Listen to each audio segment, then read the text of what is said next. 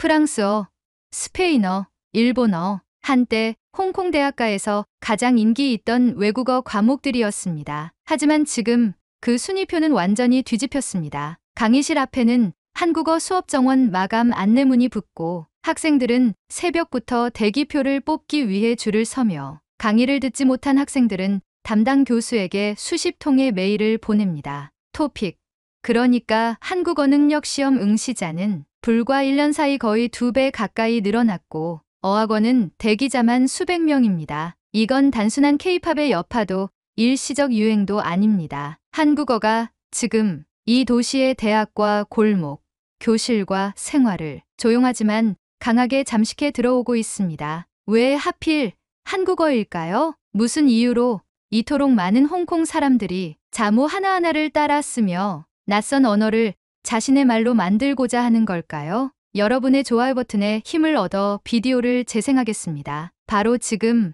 오늘의 사연 시작하겠습니다. 안녕하세요. 저는 홍콩에서 15년 넘게 기자로 살아온 첸 위안이라고 합니다. 신문사 인턴으로 시작해 방송국, 종합보도 채널까지 거치며 저는 늘 뉴스의 현장, 거리의 목소리, 사람들 사이의 균열을 기록하는 일을 해왔습니다. 도시는 언제나 변하고 언어는 서로 섞이며 시대의 표정은 쉽게 바뀌지만 그 안에서 저는 한 가지 원칙만큼은 놓치지 않으려 했습니다. 좋은 기자란 낯선 것을 질문하는 사람이다. 그런 제가 이 이야기를 처음 마주한 건 사실 아주 사소한 계기에서였습니다. 대학 후배이자 같은 업계에 종사하는 차이 윈이 최근 다녀온 대학 취재 이야기를 들려주며 요즘 한국어 수업이 그렇게 인기래요. 중문대 수강 신청 첫날 제일 먼저 마감된 게 한국어 과목이었대. 그 말에 저는 잠시 웃었습니다. 요즘 세대의 한류 사랑은 특별한 뉴스도 아니었고 BTS, 블랙핑크, 오징어 게임 같은 콘텐츠의 파급력은 이미 세계적이었으니까요. 하지만 이상하게도 그 말이 머릿속을 맴돌았습니다. 늘 프랑스어나 스페인어, 일본어가 강세였던 외국어 과목에서 갑자기 한국어가 가장 빨리 마감된 강좌가 되었다는 건 단순한 유행의 결과일까? 그 다음 날 저는 교육부 통계를 찾아보기 시작했고 한국어 능력 시험, 그러니까 토픽의 응시자 수가 작년 대비 거의 2배 가까이 증가했다는 자료를 발견했습니다. 그 순간 저는 직감적으로 느꼈습니다. 이건 단순한 현상이 아니다. 뭔가 더 깊은 게 있다. 왜 지금, 왜 한국어일까? 그 의문은 점점 더 커졌고 저는 곧바로 취재를 시작하기로 마음먹었습니다. 휴일이던 토요일 아침, 직접 카메라 장비를 챙겨 중문대로 향했습니다. 외국어 강의동으로 향하는 캠퍼스의 계단을 오르면서도 저는 마음 한편이 묘하게 울리는 듯한 기분을 떨칠 수 없었습니다. 도착한 강의동은 생각보다 조용했지만 복도 곳곳에는 강의실 문이 열리기를 기다리는 학생들이 삼삼오오 모여 있었습니다. 강의실 앞 벽면에는 한국어 1단계, 한국어 회화 A반이라는 종이 표지와 함께 수강 정원이 마감되었음을 알리는 안내문이 덧붙여져 있었고 기다리는 학생들 중 일부는 자리에서 교재를 펴고 잠호음을 연습하고 있었습니다. 그 풍경은 기자로서의 제 본능을 자극하기에 충분했습니다. 캠퍼스에서 만난 2학년 학생 황윤희는 망설임 없이 이렇게 말했습니다. 처음엔 드라마를 자막 없이 보고 싶어서였어요. 근데 이 언어엔 뭔가 특별한 리듬이 있어요. 발음도 말투도 부드러운데 정확하달까요? 그리고 한국어엔 감정이 묻어나는 표현이 많잖아요. 그래서 자꾸 배우고 싶어졌어요. 그 옆에서 조용히 있던 장지안이라는 학생은 좀 더 현실적인 이유를 덧붙였습니다. 한국 게임 회사에서 인턴하고 싶어요. 요즘 한국 기업들이 콘텐츠나 기술 쪽으로 강하잖아요. 근데 지원하려면 토픽 고득점이 필요하대서 지금은 일단 회화랑 듣기부터 집중하고 있어요. 학생들의 눈빛은 놀랄 만큼 단단했습니다. 그 말엔 유행을 좇는 가벼움이 아닌 지금 자신의 삶을 조금이라도 더 나아지게 만들고 싶다는 현실적인 동기가 짙게 배어 있었습니다. 저는 취재를 더 확장하기로 했습니다. 중문대 외에도 침례대, 시립대, 몇몇 사설 어학원과 문화센터를 돌며 한국어 수업이 어떻게 열리고 있는지를 살펴보았습니다. 놀랍게도 어느 곳이나 분위기는 비슷했습니다. 교실 안은 한글 자음과 모음이 나란히 적힌 화이트보드, 창가엔 한글날 행사 안내라는 포스터, 책상마다 펼쳐진 연습장에는 안녕하세요. 이것은 무엇입니까? 같은 문장이 반복되어 있었습니다. 수업이 끝난 뒤 저는 학생들과 자연스럽게 이야기를 나누었고 그들의 목소리 속에서 발견한 공통된 감정은 닫고 싶음이었습니다. 누군가는 한국 영화를 자막 없이 보고 싶다고 했고 누군가는 한국 친구를 사귀고 싶다 했으며 또 누군가는 그냥 이 언어가 주는 분위기가 좋다고 했습니다. 한 어학원에서는 강의 전 조용히 발음 연습을 하던 청년이 이렇게 말했습니다. 말은 도구잖아요. 근데 저는 한국어는 그냥 말이 아닌 것 같아요. 왠지 사람 자체를 닮았달까? 뭔가 이해받고 싶은 느낌이 들어요. 그 말은 그날 밤까지도 제 머릿속에서 떠나지 않았습니다. 그렇습니다. 저는 그때부터 이 이야기를 수치나 열풍이라는 단어로 정의할 수 없게 되었습니다. 이건 언어를 통해 사람을 향해 걷는 이야기였습니다. 그날 밤 저는 노트 맨 뒤쪽에 이렇게 적었습니다. 단순한 유행이라기엔 이들의 눈빛은 너무 오래 타오르고 있다. 그리고 나는 그 눈빛의 안쪽이 궁금해졌다. 취재를 거듭할수록 저는 점점 더 혼란스러워졌습니다. 처음에는 한류에 따른 일시적 열풍 혹은 이색 트렌드를 소개하는 가벼운 취재라고 여겼습니다. 하지만 대학 강의실, 어학원, 문화센터를 돌며 만나는 사람들의 눈빛과 목소리는 단 한 번도 가볍지 않았습니다. 그들의 말에는 단순한 흥미나 유행이 아니라 삶의 방향을 바꾸고 싶다는 간절한 의지가 실려 있었고 저는 마치 번역할 수 없는 마음의 결을 카메라를 사이에 두고 오롯이 마주하고 있다는 느낌을 받았습니다. 그 중에서도 가장 인상 깊었던 장소는 중문대 한국어 교육문화원이었습니다. 대학 캠퍼스 가장 높은 언덕 끝에 자리 잡은 이 건물은 외견상 평범한 강의실처럼 보였지만 그 내부에는 어떤 이정표처럼 단단한 역사가 서려 있었습니다. 정갈하게 정리된 교재 선반,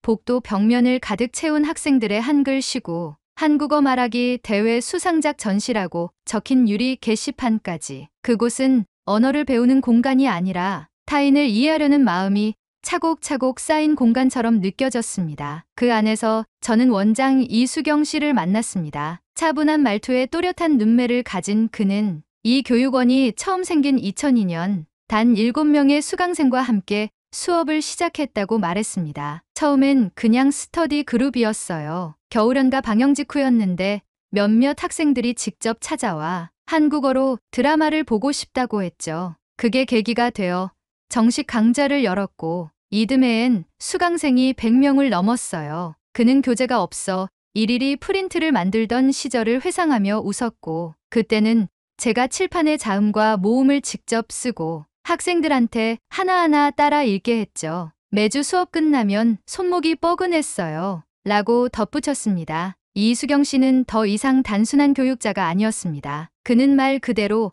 한국어와 홍콩을 잇는 다리를 맨손으로 쌓아 올린 사람이었습니다. 저는 그의 이야기를 들으며 문득 언어는 기술이 아니라 신념일 수 있구나라는 생각을 하게 되었습니다. 수업이 한창인 옆 강의실에서는 직장인 대상 주말반이 진행 중이었습니다. 오전 9시가 조금 넘은 시간이었지만 교실 안은 이미 발음 연습 소리로 가득 찼습니다. 회사 노트북을 가방에 넣은 여성, 유니폼 바지에 운동화를 신은 젊은 기사, 그들은 각자의 바쁜 일상 속에서 이 시간을 온전히 한국어에 내어주고 있었습니다. 쉬는 시간, 문법 노트를 펼쳐 제게 보여준 쉬정민 씨는 콜센터에서 야간 근무를 마치고 곧장 이곳으로 왔다고 했습니다. 한국 회사에 입사하고 싶어요. 지금은 번역 앱도 있지만 전 그냥 진짜로 이해하고 싶어요. 그 나라 말을 직접 알아듣고 제 생각도 말하고 싶어요. 그의 말은 짧았지만 저는 그 속에서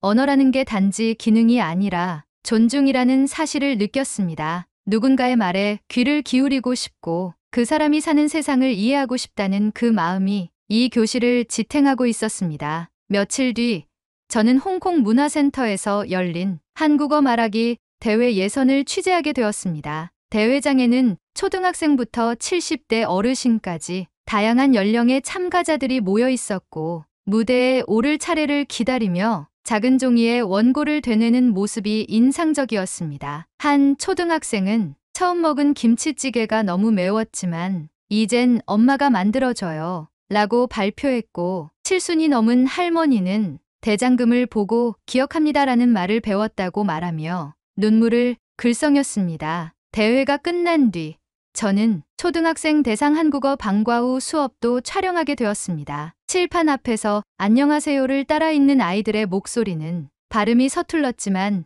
그 속엔 놀라운 집중력이 담겨 있었습니다. 수업이 끝난 뒤 아이들은 교실 문을 나서며 선생님, 고마워요. 다음 주에도 봐요. 라고 또박또박 인사했습니다. 그 말들이 제 가슴을 울렸습니다. 그들은 한국어를 배우는 게 아니라 고마움을 말할 수 있는 언어를 배우고 있었던 겁니다. 지하철을 타고 돌아오는 길, 저는 창밖을 바라보다 문득 생각했습니다. 지금 내가 보고 있는 건 언어가 아니다. 이건 마음이다. 마음이 움직인 끝에 언어가 따라오고 그 언어는 또다시 다른 사람을 이해하려는 다리가 된다. 그날 밤 수첩 가장자리 한쪽에 이렇게 적었습니다. 입으로만 배우는 언어는 오래가지 못한다. 마음으로 붙잡은 언어만이 끝내 남는다. 취재를 시작한 지 어느덧 한 달이 가까워지고 있었습니다. 수많은 인터뷰와 강의 촬영, 어학원과 문화센터 방문까지 자료는 넘치도록 쌓였고 영상도 충분했습니다. 하지만 이상하게도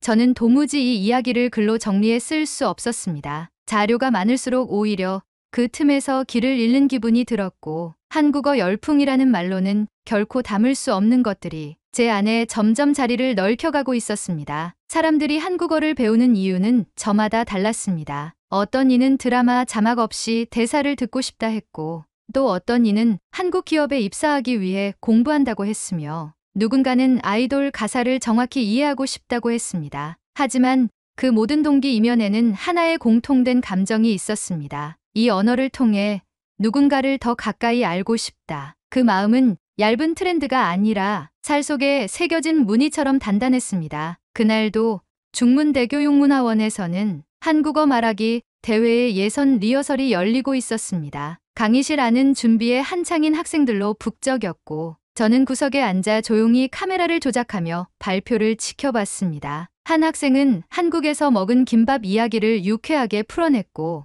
또 다른 학생은 자신의 버킷리스트 중 첫 번째가 한국 친구를 만나 내 얘기를 한국어로 해보는 거지라고 말했습니다. 그 말들이 어쩐지 제게는 유난히 크게 들렸습니다. 언어는 기능이지만 그 기능을 꿈으로 옮기는 건 언제나 마음이니까요. 리허설이 끝난 뒤 어수선한 강의실을 빠져나와 복도를 걷던 중이었습니다. 바닥에 한 장의 종이가 떨어져 있는 것이 눈에 띄었습니다. 누군가 무심코 흘린 발표 원고였던 것 같습니다. 그냥 지나치려다 습관처럼 종이를 집어들었고 거기엔 짧은 시 한 편이 적혀 있었습니다. 이름은 말에 담긴 마음이라서 나는 한국어로 나를 다시 불러봅니다. 발음이 어려워도 괜찮아요. 마음은 천천히 말이 되니까요. 시를 읽는 순간 저는 말없이 한참을 그 자리에 서 있었습니다. 시 자체는 매우 단순하고 조용했지만 그 안에는 제가 그동안 취재를 통해 마주했던 수많은 사람들의 얼굴과 말이 고스란히 담겨 있었습니다. 처음 자모를 따라 쓰던 초등학생, 단어장을 품에 넣고 버스를 타던 직장인, 밤마다 영상으로 복습하던 노년의 수강생들. 그들이 왜 이 언어를 배우고 있었는지 그 이유가 이 짧은 시 속에 모두 들어 있었습니다. 특히 나는 한국어로 나를 다시 불러봅니다라는 문장은 제 안에서 무언가를 무너뜨리고 말았습니다. 언어를 익힌다는 것이 단순한 기능 습득이 아니라 자신의 존재를 새로운 언어로 다시 정의하는 일일 수도 있다는 걸 저는 그 시를 통해 처음 깨달았던 겁니다. 그 순간 오래전의 기억 하나가 떠올랐습니다. 20대 중반 기자 초년 시절 저는 서울 출장을 간 적이 있습니다. 공항에서 택시를 잘못 타 목적지를 잃어버렸고 비 내리는 겨울 저녁 길 한복판에 멈춰 서 있던 저에게 지나가던 노인이 다가와 종이에 한글로 주소를 적어주었습니다. 식당에선 메뉴를 몰라 당황하던 저에게 아주머니가 반찬을 가득 담아주시며 말했습니다. 괜찮아요. 천천히 고르세요. 그 말들이 그때는 그저 친절한 장면으로만 느껴졌지만 지금 돌이켜보면 그건 언어 너머의 마음이었습니다. 한국어를 하지 못하던 저에게 그들은 먼저 다가와 제 세계를 이해하려 했고 그 마음은 말보다 더 또렷하게 전달되었습니다. 이제 저는 그 반대편을 보고 있었습니다. 한국어를 배워 타인을 이해하려는 이들. 그들의 발음이 서툴고 억양이 조금 다르더라도 그 안에는 닿고 싶다는 마음이 분명하게 살아 있었습니다. 그날 밤 저는 오래 묵혀둔 취재 노트를 펼쳤습니다. 그동안 숫자와 통계, 강의 영상들로만 가득했던 수첩이 이제는 하나의 마음을 담을 준비가 된 것 같았습니다. 저는 그날 이렇게 적었습니다. 말이 사람을 만든다는 말은 반쯤만 맞다. 사람이 말을 품을 때 말은 마음이 된다. 나는 지금 한국어를 배우는 사람들의 마음을 품는 중이다. 편집실은 늘 조용했습니다. 그곳은 말보다 침묵이 더 많은 공간이었고 저는 그 침묵 속에서 수없이 반복되는 화면을 들여다보고 있었습니다. 한국어를 배우는 사람들, 자음과 모음을 따라 쓰던 손끝, 발음을 되뇌는 입술, 그리고 말 너머에 가만히 숨겨진 진심. 처음엔 단순한 리포트로 시작했지만 지금 제 앞에 놓인 이 영상들은 분명 무언가 달랐습니다. 사람들의 말에는 시간이 담겨 있었고 그 시간이 쌓인 끝엔 하나의 언어가 아닌 하나의 마음이 형성되어 있었습니다. 그래서 저는 결심했습니다. 이 이야기는 단지 기사로 끝날 수 없다고요. 누군가를 이해하려는 마음은 어쩌면 세상에서 가장 기록할 가치가 있는 일이니까요. 저는 이 이야기를 다큐멘터리 시리즈로 만들기로 했습니다. 제목은 고민할 필요도 없었습니다. 한글을 꿈꾸는 아이들, 그보다 더 솔직한 이름은 없었습니다. 그들은 단지 한글을 배우는 것이 아니라 그 언어를 통해 누군가와 마음을 나누는 방법을 배우고 있었기 때문입니다. 편집 작업은 생각보다 오래 걸렸습니다. 사람의 말을 기록한다는 건 단순히 대사를 자르고 붙이는 일이 아니었습니다. 한 문장을 남길지, 한 장면을 흐르게 할지, 그 결정 하나하나에 저는 스스로에게 계속 물었습니다. 이건 이 사람의 진심을 그대로 전하고 있는가? 그 물음 끝에 저는 기계가 아닌 마음으로 편집을 시작하게 되었습니다. 영상은 내부 시사회를 거쳐 홍콩 공영방송 메인 다큐멘터리 시간대에 편성되었습니다. 토요일 저녁 8시 가족들이 함께 앉아 TV를 볼 수 있는 골든타임이었습니다. 그 시청자들 앞에 한국어를 배우는 사람들의 이야기가 조용히 흘러들기 시작한 겁니다. 방송이 끝난 직후 제 SNS 메시지함엔 생각보다 많은 사람들의 이야기가 도착해 있었습니다. 우리 딸도 요즘 한국어를 시작했어요. 할머니가 드라마를 보시며 자막을 따라 적으세요. 우리 집 냉장고엔 한국어 단어장이 붙어 있어요. 그들은 짧은 문장으로 각자의 사연을 전했고 그 글들 속엔 묘하게 닮은 결이 있었습니다. 누군가를 이해해보고 싶다는 조심스러운 마음, 그리고 그 마음에 응답받은 순간의 따뜻함.